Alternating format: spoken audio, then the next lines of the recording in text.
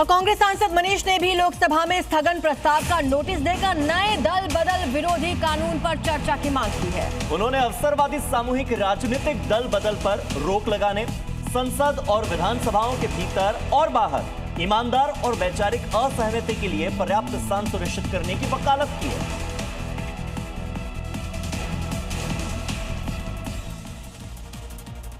कि आज से संसद का मॉनसून सत्र शुरू होने जा रहा है और सत्र के हंगामेदार रहने के पूरे आसार। नीट पेपर लीक मामले से लेकर राम मंदिर का मुद्दा उठेगा। E20 पेट्रोल का मुद्दा भी विपक्ष उठा सकता है। राष्ट्रीय गौरव अपमान निवारण विधेयक पेश होगा, जिसमें वंदे मातरम के अपमान पर सजा का प्रावधान होगा। संसद का मानसून सत्र आज से शुरू हो रहा है और विपक्ष के आक्रामक रुख को देखते हुए इसके हंगामेदार रहने के पूरे आसार हैं। 13 अगस्त तक चलने वाले इस सत्र में कुल 19 बैठकें होंगी। सर्वदलीय बैठक में विपक्ष ने परिसीमन और महिला आरक्षण विधेयक पर सरकार से जवाब मांगा है, लेकिन कोई स्पष्ट संकेत नहीं मिला। सरकार 8 विधेयक पेश करने की तैयारी में है, जिनमें विदेशी योगदान संशोधन और विकसित भारत शिक्षा अधिष्ठान विधेयक शामिल हैं। उधर डीएमके ने महिलाओं को 33% आरक्षण लोकसभा की मौजूदा सदस्य संख्या के आधार पर लागू करने की मांग उठाई है।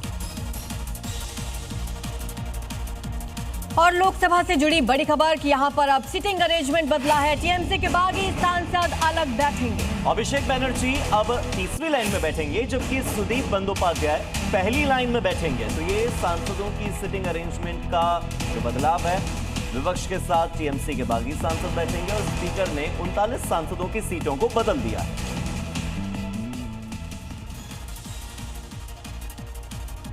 इधर मानसून सत्र की शुरुआत से पहले संसद की बिजनेस एडवाइजरी कमेटी की बैठक में सत्ता पक्ष और विपक्षी दलों ने एजेंडे पर विस्तार से चर्चा की। केंद्रीय मंत्री किरेन रिजिजू ने सदन में शोर शराबा और हंगामा न करने की अपील की, जबकि कांग्रेस ने जनता के हित से जुड़े मुद्दों पर सरकार से जवाबदेही की मांग को फिर से दोहराया।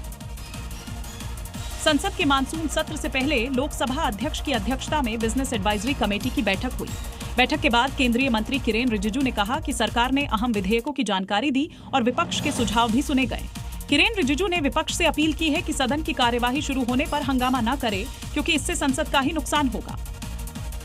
वहीं कांग्रेस नेता गौरव गोगोई ने कहा कि विपक्ष सरकार के विधेयकों पर सकारात्मक सहयोग देगा, लेकिन सरकार को महंगाई, बेरोजगारी और दूसरे जनहित के मुद्दों पर जवाब देना होगा। तो कुल मिलाकर मानसून सत्र के पहले से राजनीति काफी तेज है, सियासत काफी तेज है। और सर्वदलीय बैठक में इसका ट्रेलर भी दिख गया, जहां टीएमसी के बागी सांसदों को बुलाने पर विपक्ष ने वॉकआउट कर दिया।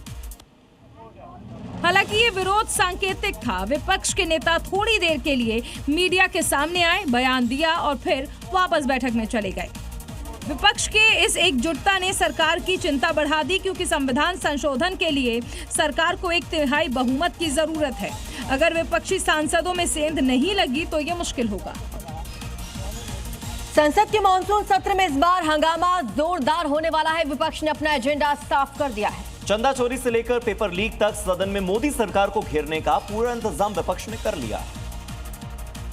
और यही कारण है कि सत्र शुरू होने से पहले ही राहुल गांधी और कांग्रेस अध्यक्ष मल्लिकार्जुन खड़गे ने चंदा चोरी पर पीएम मोदी को चिट्ठी लिख निष्पक्ष जांच की मांग की है। वहीं सर्वदलीय बैठक में भी कांग्रेस ने अपनी मंशा साफ कर दी है।